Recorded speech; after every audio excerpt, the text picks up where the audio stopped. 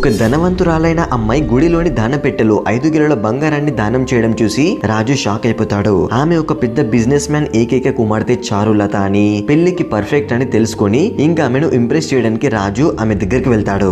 దానపెట్టెలో 50,000 రూపాయలు వేయడానికి ప్రయత్నించి దానపెట్టె ద్వారం చిన్నదిగా ఉంది అని నేరుగా పంతులి గారికే తన ఇంటి నుండి డబ్బులు తీసుకోమని గొప్పలు చెప్తాడు. ఇంకా చారులత గురించి ఇన్ఫర్మేషన్ సేకరించిన రాజు తర్వాతి రోజు తన ఫ్రెండ్స్ సాయంతో చెరువు వద్ద డ్రామా ప్లాన్ చేస్తాడు. చారులత అక్కడికి రాగానే తడిసిన బట్టలతో నీటిలో నుంచి ఒక కుక్క పిల్లను బయటకు తీసి కాపాడినట్లు నటిస్తాడు.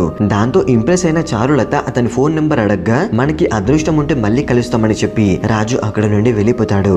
ఆ తర్వాత ఒక కాలేజీ వద్ద కొందరు గుండాలు అమ్మాయిలను వేధిస్తుండగా రాజు ఒక కొబ్బరికాయతో వారిపై దాడి చేసి హీరోలా ఎంట్రీ ఇస్తాడు. ఇంకా గుండాలను ఒక షటర్ లోపలికి తీసుకుని వెళ్లి మీరు రాజకీయంలో ఉండాల్సిన వారు ఇక్కడేం చేస్తున్నారు అని నకిలీ పొగడతలతో మోసం చేసి దెబ్బలు తిన్నట్లు నటించమని చెప్తాడు. చివరిగా ఆ గుండాలతో అమ్మాయిలకు క్షమాపణలు చెప్పించడంతో అక్కడ ఉన్న అమ్మాయిలందరూ రాజు నెంబర్ అడుగుతారు. వీడియో నచ్చితే ఒక లైక్ చేసి పాట కోసం కమెంట్ చేయండి ఫ్రెండ్స్.